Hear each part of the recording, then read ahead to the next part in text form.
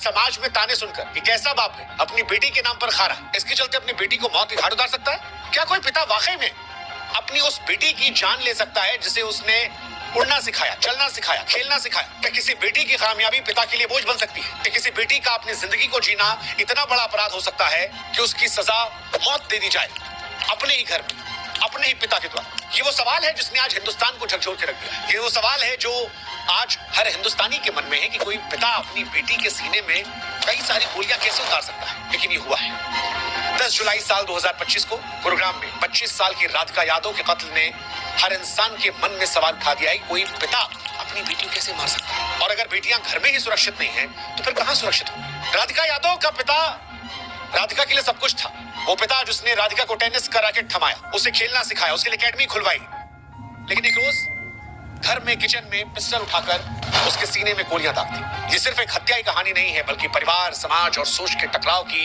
एक दर्दनाक दास्तान है। गुरुग्राम के वजीराबाद में 10 जुलाई सुबह 10:30 बजे एक धमाका हुआ। लड़की राधिका यादव के चाचा कुलदीप यादव, उन्हें लगता है शायद किचन में कुछ गिर गया या प्रेशर कुकर फट गया। वो भागते हैं, लेकिन वहां जो तस्वीर दिखाई पड़ती है वो रूह कपाने वाली होती है, क्योंकि किचन में राधिका खून से लथपथ पड़ी थी और सामने उसका पिता हाथ में पिस्टल लिए खड़ा था। पुलिस की माने तो राधिका पर 5 गोलियां दागी गई, 3 उसे लगी। चाचा अस्पताल लेकर पहुंचे, लेकिन तब तक वो मर चुकी थी। पिता ने पुलिस के सामने कबूल कर लिया कि उसने अपनी बेटी को मार दिया, लेकिन सवाल है क्यों? राधिका कोई साधारण लड़की नहीं थी, शानदार खिलाड़ी थी, टेनिस की अच्छी रैंकिंग थी, कई राष्ट्रीय अंतर्राष्ट्रीय टूर्नामेंट खेले, गुरुग्राम में अपने दम पर एक एकेडमी बनाई, एक इंडिपेंडेंट लड़की जो जिंदगी जी रही थी। क्या यही उसकी आजादी उसके पिता की नजरों में खटकने लगी और हत्या की वजह बन गई?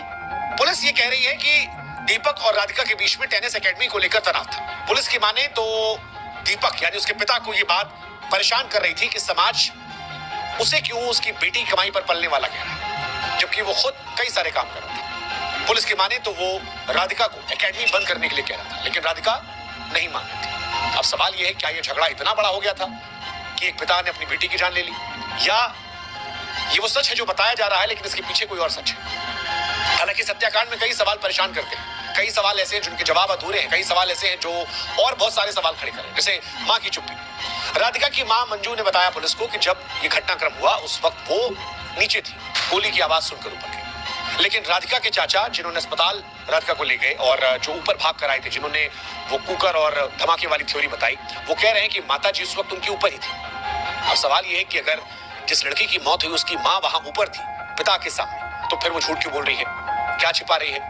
या कुलदीप जो चाचा है वो झूठ बोल रहे हैं? दोनों में कोई एक तो है जो झूठ बोल रहा है और इस कहानी को छिपाने की कोशिश कर रहा है। दूसरा, राधिका का भाई धीरज कहां था? क्योंकि ना पुलिस को ना परिवार को उसका ठिकाना पता है। घर पर था, नहीं था तो कहां गया, और अगर था तो चुप क्यों? सुबह के वक्त जब पूरा परिवार आमतौर पर साथ था, भाई और मां क्यों गायब थे? और फिलहाल वो कहां है? क्या भाई का भी इस घटनाक्रम में कोई इन्वॉल्वमेंट है? क्या कहानी हो सकती है? बहुत सारी थ्योरीज आ रही है। पुलिस की थ्योरी के हिसाब से पुलिस कह रही है कि राधिका किचन में खाना बना रही थी जब दीपक ने गोलियां मारी। पुलिस ये मान रही है कि कोई गुस्से का मूवमेंट नहीं था, गोलियां मारी गई।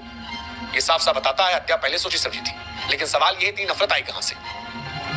इस मामले में सोशल मीडिया का भी एंगल है। राधिका सोशल मीडिया पर बहुत एक्टिव थी, सोशल मीडिया पर रील्स बना रही थी दोस्तों के साथ, परिवार के साथ। ये बात उसके पिता भाई को पसंद नहीं थी। उन्हें लग रहा था कि बीइंग अ स्पोर्ट्स पर्सन ये नाच गाना नहीं करना चाहिए। उन्हें बातें पसंद नहीं थी, उनको लगता था ये बातें इज्जत पर आती हैं। घर में इसको लेकर बहस भी हुई थी। राधिका ने म्यूजिक वीडियो में भी काम किया था। आजकल काफी इन्फ्लुएंसर्स हैं जो सोशल मीडिया पर फेमस होने के बाद म्यूजिक वीडियोस में काम करते हैं। इसको लेकर भी परिवार को डर लग रहा था कि रिश्तेदार, तानेदार, अड़ोसी पड़ोसी लोग ताने मारेंगे, इज्जत पर सवाल उठाएंगे, कहेंगे ये नाच गाना क्या हो रहा है। लेकिन सवाल फिर यही है कि क्या ये डर इतना बड़ा था कि बेटी की जान ले ली? दीपक कोई गरीब आदमी नहीं था, कोई असफल आदमी नहीं था, प्रॉपर्टी डीलिंग का काम कर रहा था, लाखों रुपए कमा रहा था। राधिका के लिए उसने महंगे महंगे रैकेट्स खरीदे थे, पढ़ाई छुड़वाई थी ताकि टेनिस पर ध्यान दे सके, एकेडमी के लिए जमीन दिलाई थी। लेकिन सवाल ये है कि एक पिता जो इतना सब कुछ करता है, वो क्या बेटी की कामयाबी से इतना चिढ़ गया कि उसे जान ले ले? या थ्योरी कुछ और है? और अगर ये सच है कि कामयाबी के चलते जान ली है, तो जवाब समाज के तानों में छिपा है। लोग कह रहे थे कि बेटी कमाई पर खा रहा है। क्या यही बात उसके अहंकार को चोट पहुंचा रही थी? क्योंकि भारत में बेटों की कमाई जो है वो गर्व का विषय है। लोग कहते हैं कि बेटे ने पिता का नाम रोशन कर दिया, लेकिन जब बेटी कमाती है, नाम बनाती है, परिवार को संभालती है, तो समाज तंज कसता है, कहता है भाई साहब बेटी कमाई भी रहो। 2023 की state of working India report कहती है कि संपन्न परिवारों में बेटी के काम करने को अक्सर शर्मिंदगी माना आता है। क्या राधिका की आजादी और सफलता इसी सोच को चुनौती दे रही थी? यह हत्याकांड बताता है कि सोशल मीडिया मनोरंजन नहीं बल्कि परिवारों में तनाव का कारण बन गया है। भारत में 78 करोड़ लोग इंटरनेट का इस्तेमाल करते हैं और औसतन हर दिन 6 से 7.5 घंटे स्क्रीन बिताते हैं, दिन भर रील्स चलाते हैं। जब परिवार सोशल मीडिया पर इंटरफेरेंस करता है तो तनाव की घटनाएं होती हैं। हाल के सालों में रील और मोबाइल इस्तेमाल को लेकर कई हत्याएं हुई हैं। ये वही गुस्सा है जो पहले नशे और जुए की लत पर था। फर्क इतना कि ये जहर स्क्रीन में छिपा है। राधिका की हत्या एक अपराध नहीं बल्कि समाज की सोच की हार है जो बेटी की सफलता को बोझ मानती है। ये पुरानी मानसिकता और नई पीढ़ी की आजादी का टकराव है।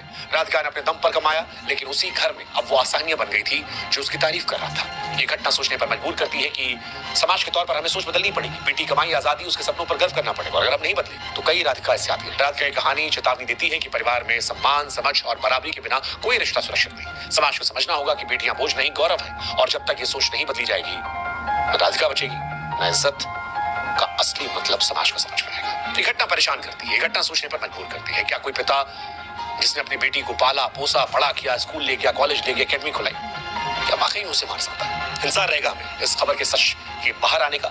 जब सच आएगा हम आप तक पहुंचाएंगे, लेकिन एक समाज के तौर पर यह खबर बहुत कुछ सोचने को मजबूर करती है।